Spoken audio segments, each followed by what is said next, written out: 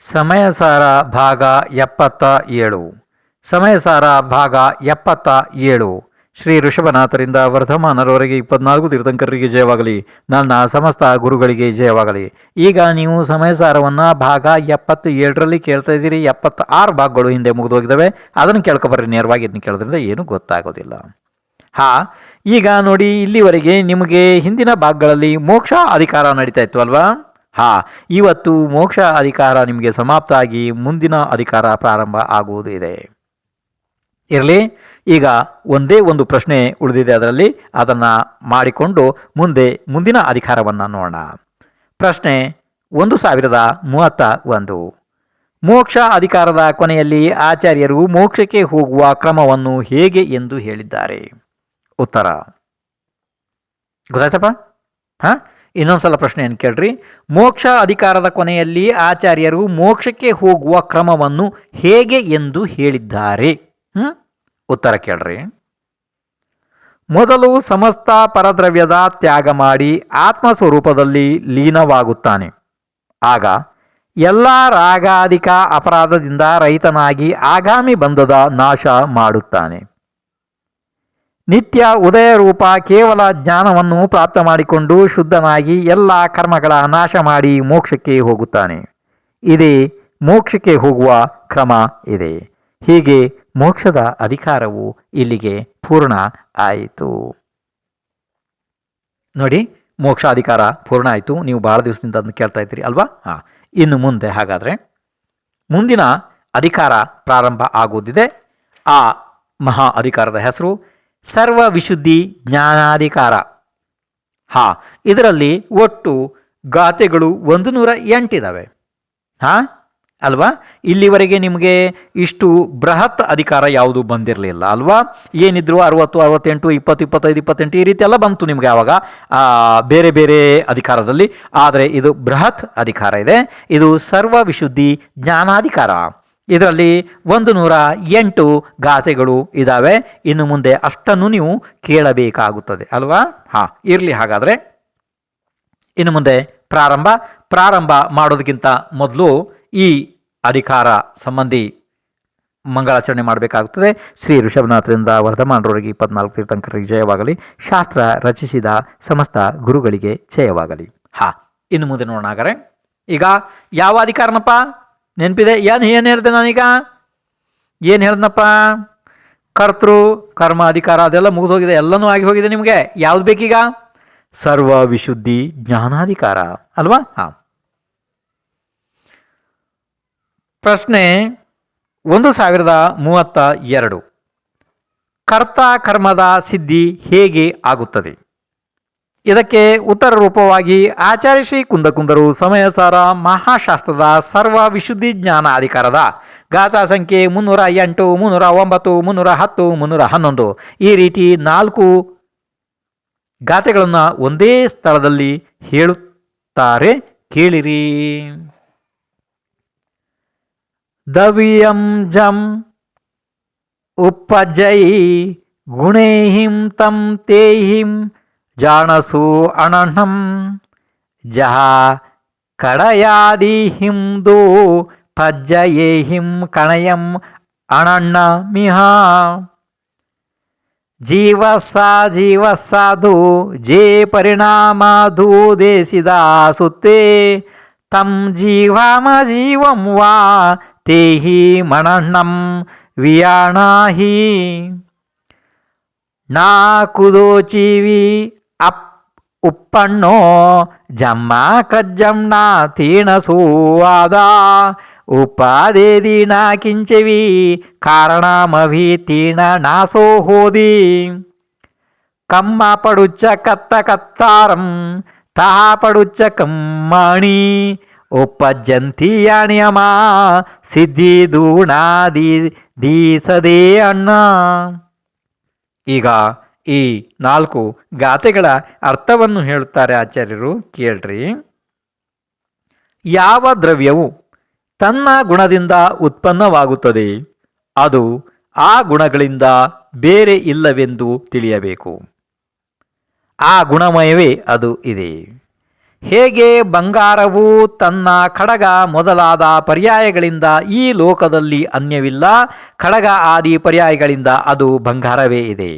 ಅದೇ ಪ್ರಕಾರ ಜೀವ ಅಜೀವದ ಯಾವ ಪರಿಣಾಮಗಳು ಸೂತ್ರದಲ್ಲಿ ಹೇಳಿದೆ, ಆ ಪರಿಣಾಮಗಳಿಂದ ಜೀವ ಹಾಗೂ ಅಜೀವಕ್ಕೆ ವ್ಯತ್ಯಾಸವಿರುವುದಿಲ್ಲ ಎಂದು ತಿಳಿಯಬೇಕು. ಪರಿಣಾಮಗಳಲ್ಲಿ ಆ ದ್ರವ್ಯಗಳೇ ಇರುತ್ತವೆ. ಕಾರಣ ಆ ಆತ್ಮನು ಯಾರಿಂದಲೂ ಉತ್ಪನ್ನವಾಗುವುದಿಲ್ಲ, ಅದರಿಂದ ಯಾರಿಂದಲೂ ಮಾಡಿದ ಕಾರ್ಯವೂ ಆಗುವುದಿಲ್ಲ ಮತ್ತು ಯಾವುದನ್ನೂ ಉತ್ಪನ್ನ ಅವನು ಮಾಡುವುದಿಲ್ಲ, ಅದರಿಂದ ಅವನು ಯಾವುದರ ಕಾರಣವೂ ಆಗುವುದಿಲ್ಲ. ಕರ್ಮದ ಆಶ್ರಯದಿಂದ ಕರ್ತೃ ಆಗುತ್ತಾನೆ, ಮತ್ತೆ ಕರ್ತೃವಿನ ಆಶ್ರಯದಿಂದ ಕರ್ಮವು ಉತ್ಪನ್ನವಾಗುತ್ತದೆ. ಅಂತಹ ನಿಯಮ ಇದೆ. ಅನ್ಯ ಪ್ರಕಾರದಿಂದ ಕರ್ತ ಕರ್ಮದ ಸಿದ್ಧಿ ಕಾಣಿಸುವುದಿಲ್ಲ. ಈ ರೀತಿ ಆಚಾರ್ಯ ಭಗವಾನ್ ಬಹಳ ಸುಂದರವಾದ ಗಾಥೆಯ ಅರ್ಥಗಳನ್ನು ಹೇಳಿಬಿಟ್ರು ಅಲ್ಲವೇ? ಹಾಗಾದರೆ ಇನ್ನು ಮುಂದೆ ಪ್ರಾರಂಭ. ಪ್ರಶ್ನೆ 1033. ಹಿಂದೆ ಹೇಳಿದ 4 ಗಾಥೆಗಳ ಟೀಕೆಯ ಅರ್ಥವು ಏನಿದೆ? ಉತ್ತರ ಸ್ವಲ್ಪ ವಿಸ್ತಾರ ಇದ್ರೂ ಕೂಡ ಬಹಳ ಸುಂದರವಾಗಿದೆ. ಸ್ವಲ್ಪ ಅರ್ಥ ಮಾಡ್ಕೊಂಡು ಕೇಳ್ರಿ. ನೀವು ಒಂದೇ ಸಲಕ್ಕೆ ನಿಮಗೆ ಅರ್ಥ ಆದರೆ ನಮಗೆ ಪದೇ ಪದೇ ಹೇಳಬೇಕಾದ ಅವಶ್ಯಕತೆ ಇರೋದಿಲ್ಲ, ಸಮಯ ಕೂಡ ಉಳಿತದೆ. ಅದಕ್ಕೂ ಸ್ವಲ್ಪ ಗಮನ ಇಟ್ಟು ಕೇಳ್ತಾ ಹೋಗ್ರಪ್ಪ. ಪ್ರಶ್ನೆ ಗೊತ್ತಾಗಿದೆಯಲ್ಲ ನಿಮಗೆ?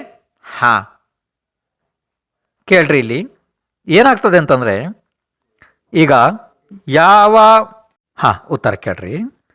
ಜೀವನು ಮೊದಲಂತೂ ಕ್ರಮದಿಂದ ನಿಶ್ಚಿತವಾದ ತನ್ನ ಪರಿಣಾಮಗಳಿಂದ ಉತ್ಪನ್ನವಾದ ಜೀವನಿದ್ದಾನೆ, ಅವನು ಅಜೀವ ಇಲ್ಲ. ಇದೇ ಪ್ರಕಾರ ಅಜೀವವು ಕ್ರಮದಿಂದ ನಿಶ್ಚಿತವಾದ ತನ್ನ ಪರಿಣಾಮಗಳಿಂದ ಉತ್ಪನ್ನವಾದ ಅಜೀವವೇ ಇದೆ, ಅದು ಜೀವ ಇಲ್ಲ. ಕಾರಣ ಎಲ್ಲ ದ್ರವ್ಯಗಳದ್ದು ತನ್ನ ತನ್ನ ಪರಿಣಾಮಗಳ ಜೊತೆಗೆ ತಾಧ್ಯಾತ್ಮ ಸಂಬಂಧ ಇರುತ್ತದೆ. ಯಾವ ದ್ರವ್ಯವೂ ತನ್ನ ಪರಿಣಾಮಗಳಿಂದ ಅನ್ಯ ಇರುವುದಿಲ್ಲ. ತನ್ನ ಪರಿಣಾಮಗಳನ್ನು ಬಿಟ್ಟು ಬೇರೆಯವುಗಳಲ್ಲಿ ಹೋಗುವುದೂ ಇಲ್ಲ. ಹೇಗೆ ಖಡ್ಗ ಕಂಕಣ ಆದಿ ಪರಿಣಾಮಗಳಿಂದ ಬಂಗಾರವು ಉತ್ಪನ್ನವಾಗುತ್ತದೆ, ಆ ಕಂಕಣ ಆದಿ ಪರ್ಯಾಯಗಳಿಂದ ಬೇರೆ ಇಲ್ಲ, ಅದರ ಜೊತೆಗೆ ತಾಧ್ಯಾತ್ಮ ಸ್ವರೂಪ ಇದೆ. ಅದೇ ಪ್ರಕಾರ ಎಲ್ಲ ದ್ರವ್ಯಗಳು ಇವೆ. ಇದೇ ಪ್ರಕಾರ ತನ್ನ ಪರಿಣಾಮಗಳಿಂದ ಉತ್ಪನ್ನವಾದ ಜೀವದ್ದು ಅಜೀವದೊಡನೆ ಕಾರ್ಯಕಾರಣ ಸಂಬಂಧ ಇರುವುದಿಲ್ಲ. ಕಾರಣ ಎಲ್ಲ ದ್ರವ್ಯಗಳದ್ದು ಅನ್ಯ ದ್ರವ್ಯಗಳ ಜೊತೆಗೆ ಉತ್ಪಾದ್ಯ ಉತ್ಪಾದಕ ಭಾವ ಇರುವುದಿಲ್ಲ. ನೋಡ್ರಿ, ಸ್ವಲ್ಪ ಕೇಳ್ರಿ. ಉತ್ಪಾದ್ಯ ಮತ್ತು ಉತ್ಪಾದಕ ಭಾವ ಇರುವುದಿಲ್ಲ.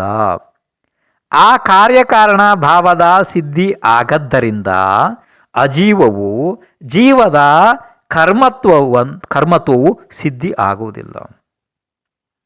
ಅಂದರೆ ಏನಪ್ಪ? ಈಗ ಕಾರ್ಯಕಾರಣ ಭಾವದ ಸಿದ್ಧಿ ಆಗದ್ದರಿಂದ ಅಜೀವವು ಜೀವದ ಕರ್ಮತ್ವವು ಸಿದ್ಧಿ ಆಗುವುದಿಲ್ಲ. ಇರಲಿ ಬಿಡಿ, ಅದನ್ನು ಬೇರೆ ರೂಪದಲ್ಲಿ ನಿಮ್ಗೆ ಹೇಳ್ತೀನಿ. ಈಗ ಕೇಳ್ತಾ ಹೋಗ್ರಿ. ಅಜೀವವು ಜೀವತ್ವದ ಕರ್ಮತ್ವವಾಗದ ಕಾರಣ ಕರ್ತಾಕರ್ಮದ ಅನಪೇಕ್ಷತ್ವವು ಸಿದ್ಧವಾಗದ ಕಾರಣ ಜೀವಕ್ಕೆ ಅಜೀವದ ಕರ್ತೃತ್ವದ ಸಿದ್ಧಿ ಆಗುವುದಿಲ್ಲ. ಇದರಿಂದ ಜೀವವು ಪರದ್ರವ್ಯದ ಕರ್ತ ಸಿದ್ಧಿ ಆಗುವುದಿಲ್ಲ, ಅಕರ್ತನೇ ಸಿದ್ಧನಾಗುತ್ತಾನೆ. ಇದು ನಿಮಗೆ ಸ್ವಲ್ಪ ಅರ್ಥ ಆದರೂ ಒಳ್ಳೆಯದು. ಅಕಸ್ಮಾತ್ ಇಲ್ಲ ಅಂದರೆ ಇದನ್ನು ಬೇರೆ ರೂಪದಲ್ಲಿ ಮತ್ತೆ ಹೇಳ್ತೀನಿ, ಆಯ್ತಪ್ಪ? ಅರ್ಥ ಆದರೂ ಒಳ್ಳೆಯದು, ಇಲ್ಲಾಂದ್ರೆ ಬೇರೆ ರೂಪದಲ್ಲಿ ಮತ್ತೆ ಹೇಳ್ತೀನಿ. ಕೇಳ್ರಿ. ಈಗ ಪ್ರಶ್ನೆ 1034. ಹಿಂದೆ ಹೇಳಿದ ವಿಷಯಗಳ ಭಾವಾರ್ಥ ಏನು? ಉತ್ತರ: ಎಲ್ಲ ದ್ರವ್ಯಗಳ ಪರಿಣಾಮಗಳು ಪೃಥಕ್ ಇದೆ, ಅಂದರೆ ಬೇರೆ ಬೇರೆ ಇದೆ. ಇದಂತೂ ನಿಮಗೆ ಮೊದಲಿಂದನೂ ಹೇಳಿ ಗೊತ್ತಾಗಿದೆ. ನಿಮಗೀಗ ಇಷ್ಟೊತ್ತು ಗೊತ್ತಾಗಿದೆ ನಿಮಗಿದೆ. ಏನಪ್ಪ? ಇನ್ನೊಂದ್ಸಲ ಕೇಳ್ರಿ. ಎಲ್ಲ ದ್ರವ್ಯಗಳ ಪರಿಣಾಮಗಳು ಪೃಥಕ್ ಇದೆ. ಅವು ಎಲ್ಲವೂ ತನ್ನ ತನ್ನ ಪರಿಣಾಮಗಳ ಕರ್ತ ಇರುತ್ತವೆ. ಗೊತ್ತಾಗ್ತದೆ? ಇದು ಸ್ವಚ್ಛವಾಗಿ ಗೊತ್ತಾಗ್ತದೆ. ಭಾಳ ಸ್ವಚ್ಛವಾಗಿ ಗೊತ್ತಾಗಬೇಕು ನಿಮಗೆ ಈ ಸ್ಥಳದಲ್ಲಿ. ಇಲ್ಲಾಂದರೆ ಮುಂದೆ ಏನೂ ಗೊತ್ತಾಗೋದಿಲ್ಲ. ಏನು ಅರ್ಥ ಮಾಡ್ಕೊ ನೋಡಿರಿ. ಯಾಗಾರು ಇನ್ನೊಂದ್ಸಲ ಹೇಳ್ತೀನಿ ಕೇಳ್ರಿ. ನೋಡಿ, ಎಲ್ಲ ದ್ರವ್ಯಗಳು ಅಂದ್ರೆ ಯಾವಪ್ಪ? ಹಾಂ, ಎಲ್ಲ ದ್ರವ್ಯಗಳು ಅಂದ್ಕೂಡೆ ಮೊದಲು 6 ದ್ರವ್ಯಗಳು ತಗೋಬೇಕು ನೀವು. ಯಾವುದು? ಜೀವ, ಪುದ್ಗಲ, ಧರ್ಮದ್ರವ್ಯ, ಅಧರ್ಮದ್ರವ್ಯ, ಆಕಾಶದ್ರವ್ಯ, ಕಾಲದ್ರವ್ಯ, ಇದೆಲ್ಲನೂ ತಗೋಬೇಕು. ಅರ್ಥ ಆಯಿತು? ಅಷ್ಟ್ರ ನಂತರ ಪ್ರತಿ ಒಂದು ಜೀವ ಪ್ರತ್ಯೇಕ ಬೇರೆ ಬೇರೆನೆ. ಹಾಂ, ಪ್ರತಿಯೊಂದು ಪರಮಾಣು ಕೂಡ ಪ್ರತ್ಯೇಕ ಬೇರೆ ಬೇರೆನೆ. ಆ ರೀತಿ ತಗೋಬೇಕು. ಅರ್ಥ ಆಯಿತು? ಪ್ರತ್ಯೇಕ ಅಂದ ತಕ್ಷಣ ಆ ರೀತಿ ತಗೋಬೇಕು. ಇನ್ನೊಂದ್ಸಲ ಕೇಳ್ರಿ ಹಂಗಾರೆ. ಎಲ್ಲ ದ್ರವ್ಯದ ಪರಿಣಾಮಗಳು ಪೃಥಕ್ ಇದೆ. ಎಲ್ಲವೂ ತನ್ನ ಪರಿಣಾಮಗಳ ಕರ್ತ ಇರ್ತವೆ. ಅವು ಆ ಪರಿಣಾಮಗಳ ಕರ್ತೃವಿದ್ದರೆ ಆ ಪರಿಣಾಮಗಳು ಅವುಗಳ ಕರ್ಮ ಆಗಿದೆ. ನಿಶ್ಚಯವಾಗಿ ಯಾವುದರೊಡನೆಯೂ ಕರ್ತೃಕರ್ಮತ್ವದ ಸಂಬಂಧ ಇಲ್ಲ. ಆದ್ದರಿಂದ ಜೀವವು ತನ್ನದೇ ಪರಿಣಾಮಗಳ ಕರ್ತೃ ಇದೆ ಮತ್ತು ತನ್ನ ಪರಿಣಾಮಗಳು ಕರ್ಮ ಇದೆ. ಇದೇ ಪ್ರಕಾರ ಅಜೀವವು ತನ್ನ ಪರಿಣಾಮಗಳ ಕರ್ತ ಇದ್ದಾವೆ. ಅಜೀವಗಳು ಅವು ಅಂದರೆ ಅಜೀವಗಳು ತಮ್ಮ ಪರಿಣಾಮದ ಕರ್ತಗಳೇ ಇದ್ದಾವೆ ಇರಲಿ, ಮತ್ತು ತನ್ನ ಪರಿಣಾಮಗಳು ಅವುಗಳ ಕರ್ಮ ಆಗಿದೆ. ಹೀಗೆಯೇ ಜೀವವು ಪರವಸ್ತುವಿನ ಪರಿಣಾಮಗಳ ಅಕರ್ತ ಇದೆ, ಅಂದರೆ ಅಕರ್ತೃ ಇದೆ. ಅಂದರೆ ಇಲ್ಲಿ ಆಚಾರ್ಯ ಭಗವಾನ್ ಹೇಳಬೇಕಾದಂಥ ಭಾಳ ಮಹತ್ವಪೂರ್ಣ ಬಿಂದು ಏನು ಅಂತಂದರೆ, ಈಗ ನೀವು ಬೇರೆ ರೂಪದಲ್ಲಿ ಹೇಳ್ತೀನಿ ನಿಮಗೆ, ಶಾಸ್ತ್ರ ಪದ್ಧತಿಯನ್ನು ಬಿಟ್ಟು ಬೇರೆ ರೂಪದಲ್ಲಿ ಹೇಳ್ತೀನಿ ಕೇಳ್ರಿ. ಆಚಾರ್ಯ ಭಗವಾನ್ ಇಷ್ಟು ಸುಂದರವಾದ ವಿಷಯವನ್ನು ಏನು ಹೇಳಿದ್ರಪ್ಪ ಹಂಗಾರೆ? ಏನೂ ಇಲ್ಲ ನೋಡಿ. ಎಲ್ಲ ವಸ್ತುಗಳು ಬೇರೆ ಬೇರೆ ಇದ್ದಾವೆ, ಅದಂತೂ ನಿಮಗೆ ಗೊತ್ತಾಯಿತು. ಎಲ್ಲ ವಸ್ತುಗಳ ಪರಿಣಾಮ ಕೂಡ ಬೇರೆ ಬೇರೆಯೇ ಇದೆ. ಅವುಗಳ ಸ್ವಯಂ ಪರಿಣಾಮವನ್ನು ಸ್ವಯಂ ತಾವೇ ಮಾಡ್ತವೆ, ಬೇರೆ ದ್ರವ್ಯಗಳು ಮಾಡುವುದಿಲ್ಲ. ಆದ್ದರಿಂದ ಅದೇ ರೀತಿ ಜೀವವನ್ನು ಕೂಡ ತಿಳಿಬೇಕು ಅಲ್ವಾ? ಹೀಗೆಯೇ ಜೀವವು ಪರವಸ್ತುವಿನ ಪರಿಣಾಮಗಳ ಕರ್ತ ಇಲ್ಲ, ಅಂದರೆ ಅಕರ್ತೃ ಇದೆ ಅಂತಂದರೆ ಕರ್ತ ಇಲ್ಲ. ಅರ್ಥ ಆಯ್ತು ನಿಮಗಿದು? ಹಾಂ. ಪ್ರಶ್ನೆ 1035. ಅಜ್ಞಾನದ ದೊಡ್ಡ ಮಹಿಮೆ ಏನಿದೆ? ಬಹಳ ಮಹತ್ವಪೂರ್ಣ ಪ್ರಶ್ನೆ ಇನ್ನೊಂದ್ಸಲ ಕೇಳ್ರಪ್ಪ. ಪ್ರಶ್ನೆ 1035. ಅಜ್ಞಾನದ ದೊಡ್ಡ ಮಹಿಮೆಯು ಏನಿದೆ? ಜ್ಞಾನದಲ್ಲ, ಅಜ್ಞಾನದ್ದು. ಹಾಂ, ಪ್ರಶ್ನೆ ಗೊತ್ತಾಯ್ತಲ್ಪ? ಹಾಗಾದ್ರೆ ಉತ್ತರ ಕೇಳ್ತೀರಿ ನೋಡಿ. ಶುದ್ಧ ನಯದಿಂದ ಜೀವವು ಪರದ್ರವ್ಯದ ಕರ್ತ ಇರುವುದಿಲ್ಲ. ಯಾವುದರ ಜ್ಞಾನವು ಎಲ್ಲ ಜ್ಞೇಯಗಳಲ್ಲಿ ವ್ಯಾಪ್ತವಾಗುವಂಥದ್ದು ಇದೆ, ಆದರೂ ಕೂಡ ಅದಕ್ಕೆ ಕರ್ಮಬಂಧವಾಗುತ್ತದೆ. ಇದು ಅಜ್ಞಾನದ ದೊಡ್ಡ ಮಹಿಮೆ ಆಗಿದೆ. ಗೊತ್ತಾಯ್ತಪ್ಪ ನಿಮಗೆ? ಆಚಾರ್ಯ ಭಗವಾನ್ ಏನು ಉತ್ತರ ಕೊಟ್ಟರು? ಎಷ್ಟು ಭಾರಿ ಉತ್ತರ ಕೊಟ್ಟಿದ್ದಾರೆ ಗೊತ್ತೈತೇನ? ಏನು ನೋಡು, ಶುದ್ಧ ನಯದಿಂದ ತಗೋಬೇಕು ನೀವು. ಅರ್ಥ ಆಯಿತು? ಅಶುದ್ಧ ನಯ ಅಲ್ಲ, ಈ ವ್ಯವಹಾರದ ಈ ಥರ ಅಲ್ಲ. ಶುದ್ಧ ನಯದಿಂದ ತಗೋಬೇಕು ಅಂದರೆ ಆತ್ಮನ ನಿಜವಾದ ಶುದ್ಧ ರೂಪವನ್ನು ನೀವು ತಗೋಬೇಕು ಈ ಸ್ಥಳದಲ್ಲಿ. ಏನಂತಪ್ಪ? ಶುದ್ಧ ನಯದಿಂದ ಜೀವವು ಪರದ್ರವ್ಯದ ಕರ್ತ ಇರುವುದಿಲ್ಲ. ಇದು ನಿಮ್ಗೆ ಹೇಗೂ ಗೊತ್ತಾಗಿದೆ. ಯಾವುದರ ಜ್ಞಾನವು ಎಲ್ಲ ಜ್ಞೇಯಗಳಲ್ಲಿ ಅಂದರೆ ಸಂಪೂರ್ಣ ಎಲ್ಲ ಲೋಕಾಸ ಎಲ್ಲ ಜ್ಞೇಯಗಳಲ್ಲಿ ವ್ಯಾಪ್ತವಾಗುವಂಥದ್ದಿದೆ, ಅಂಥ ಶಕ್ತಿ ಇದೆ ಜ್ಞಾನದಲ್ಲಿ. ಅಂದರೆ ಲೋಕದ ಸಮಸ್ತ ದ್ರವ್ಯಗಳು ಅದರ ಸಮಸ್ತ ಪರ್ಯಾಯವನ್ನು ಏಕಕಾಲದಲ್ಲಿ ತಿಳಿಯುವಂಥ ಸಾಮರ್ಥ್ಯ ಇದೆ ಅದರಲ್ಲಿ ಅಲ್ವಾ? ಆದ್ದರಿಂದ ಏನು ಹೇಳ್ತಾರೆ? ಯಾವುದರ ಜ್ಞಾನವು ಎಲ್ಲ ಜ್ಞೇಯಗಳಲ್ಲಿ ವ್ಯಾಪ್ತವಾಗುವಂಥದ್ದಿದೆ, ಆದರೂ ಕೂಡ ಅದಕ್ಕೆ ಕರ್ಮಬಂಧವಾಗುತ್ತದೆ. ಅಬಾಬಾಬಾಬಾ, ಇದು ಎಷ್ಟು ದೊಡ್ಡ ಒಂದು ರೀತಿ ಕಷ್ಟಕರವಾದ ವಿಚಾರ ನೋಡ್ರಿ ಇದು. ಅಂದರೆ ಯಾವ ನಮ್ಮ ಆತ್ಮ ಲೋಕದ ಸಮಸ್ತ ದ್ರವ್ಯ ಅದನ್ನು ಸಮಸ್ತ ಪರ್ಯಾಯಗಳನ್ನು ಒಂದು ಸಲ ತಿಳಿದು ನೋಡುವಂಥ ಶಕ್ತಿ ಇದೆ, ಅಂಥದಕ್ಕೆ ಒಂದು ವಿಚಿತ್ರ ಏನು ಅಂತಂದರೆ, ಅಂತಹ ಶಕ್ತಿಮಾನ್ ಮಹಾನ್ ಆತ್ಮಕ್ಕೆ ಕರ್ಮಬಂಧ ಆಗುತ್ತದೆ. ಇದು ಅಜ್ಞಾನದ ದೊಡ್ಡ ಮಹಿಮೆ ಇದೆ ಅಲ್ವಾ? ಏನು ಪ್ರಶ್ನೆ 1036. ಆತ್ಮ ಮತ್ತು ಪ್ರಕೃತಿಯ ಪರಸ್ಪರ ನಿಮಿತ್ತದಿಂದ ಏನು ಆಗುತ್ತದೆ? ಪ್ರಶ್ನೆ ಗೊತ್ತಾಯ್ತಪ್ಪ? ಪ್ರಶ್ನೆ ಗೊತ್ತಾಗ್ತಾ ಇದೆ ನೋಡು. ಆತ್ಮ ಮತ್ತು ಪ್ರಕೃತಿ ಇದರ ಪರಸ್ಪರ ನಿಮಿತ್ತದಿಂದ ಏನು ಆಗುತ್ತದೆ ಅಲ್ವಾ? ನಿಮಗೆ ಪ್ರಶ್ನೆ ಗೊತ್ತಾಯ್ತಲ್ಲ? ಹಾಗಾದ್ರೆ ಉತ್ತರ ಕೇಳ್ತೀರಿ? ಹಾಂ. ಛೇದಾಣು ಛೇ ಛೇದಾದೂಪಯಡಿ ಅಟ್ಟಂ ಉಪಜಾಯಿ ವಿಣಸಾಯಿ ಪಯಡಿವಿ ಛೇಯಟ್ಟಂ ಉಪಜಯಿ ವಿಣಸವು ವಿಣಸಯಿ ಏವಂ ಬಂದು ಉ ದುಣ್ಣಂಪಿ ಅಣ್ಣೋಣ ಪಜ್ಜಯ ಹವೇ ಅಪಾಣೋ ಪೈಡಿಯೇ ಯಾ ಸಂಸಾರೋ ತೀಣ ಜಾಯದೆ. ಈಗ ಈ ಎರಡು ಗಾಥೆಗಳ ಅರ್ಥಗಳನ್ನು ಹೇಳುತ್ತಾರೆ ಕೇಳ್ರಿ. ಚೇತನ ಆತ್ಮನು ಜ್ಞಾನಾವರಣ ಆದಿ ಪ್ರಕೃತಿಗಳ ನಿಮಿತ್ತದಿಂದ ಉತ್ಪನ್ನವಾಗುತ್ತಾನೆ ಮತ್ತು ನಾಶವೂ ಆಗುತ್ತಾನೆ, ಮತ್ತು ಪ್ರಕೃತಿಯೂ ಸಹ ಚೇತನ ಮಾಡುವಂಥ ಆತ್ಮದ ಸಲುವಾಗಿ ಉತ್ಪನ್ನವಾಗುತ್ತದೆ ಮತ್ತು ನಾಶವೂ ಆಗುತ್ತದೆ. ಆತ್ಮನ ಪರಿಣಾಮದ ನಿಮಿತ್ತದಿಂದ ಹಾಗೆಯೇ ಪರಿಣಮಿಸುತ್ತದೆ. ಹೀಗೆ ಎರಡು ಆತ್ಮ ಮತ್ತು ಪ್ರಕೃತಿಯ ಪರಸ್ಪರ ನಿಮಿತ್ತದಿಂದ ಬಂಧವಾಗುತ್ತದೆ ಮತ್ತು ಆ ಬಂಧದಿಂದ ಸಂಸಾರವು ಬೆಳೆಯುತ್ತದೆ. ಇದನ್ನು ಆಚಾರ್ಯ ಭಗವಾನ್ ಇಷ್ಟು ಸುಂದರವಾಗಿ ಹೇಳಿದ್ರು ಅಲ್ವಾ? ಇನ್ನು ಮುಂದೆ ಹಾಗಾದರೆ ಮುಂದೆ ಕೇಳ್ರಿ. ಇದರಲ್ಲಿ ಪ್ರಶ್ನೆ 1037. ಆತ್ಮನ ಪರಿಣಾಮಕ್ಕೆ ಅನುಸರಿಸಿ ಪ್ರಕೃತಿ ಸ್ವಯಂ ಹೇಗೆ ಪರಿಣಮಿಸುತ್ತದೆ? ಉತ್ತರ: